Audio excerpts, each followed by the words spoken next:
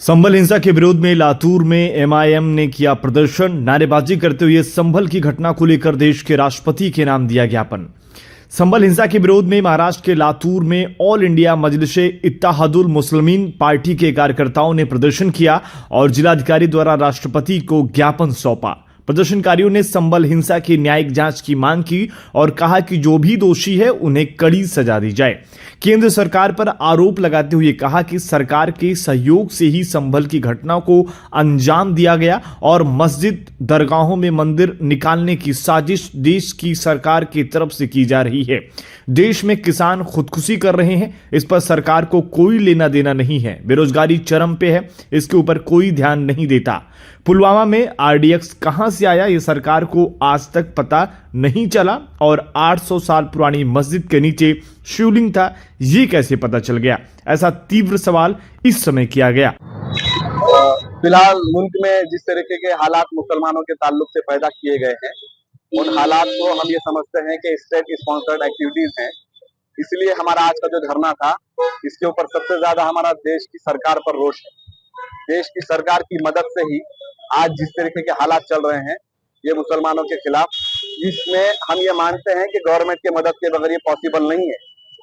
देश की पुलिस जो देश के जनता की रक्षक होती है, उसने पर्सनल कट्टों से 6 बच्चों को शहीद किया उत्तर प्रदेश में। जब देश की पुलिस ही अगर रक्षक ही अगर भक्षक बन जाएगी तो मुसलमानों का एतबार या देश की जनता का एतबार किस पर रहेगा?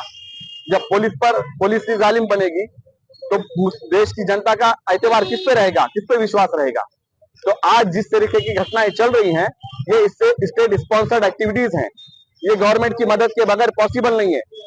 देश में आज हर दिन 345 लड़कियां गायब होती हैं।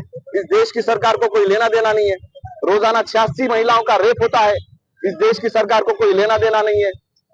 देश में रोजाना कई किसान आत्महत्या कर रहे हैं।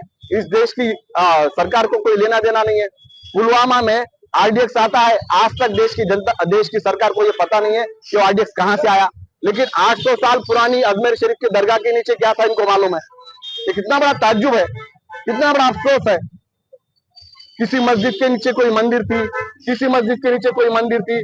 सारे तारीखी इमारतें, सारे हिस्टोरिक प्लेसेस जिसके ऊपर ये दावे कर रहे हैं, ये इसलिए कर रहे हैं कि जिस वक्त देश के मुसलमान अंग्रेजों से इस देश की आजादी के लिए लड़ रहे थे, उस वक्त आज जो लोग मुसलमानों के खिलाफ काम कर रहे हैं, वो लोग उनके पूर्वज अंग्रेजों के तलवे चाट रहे थे।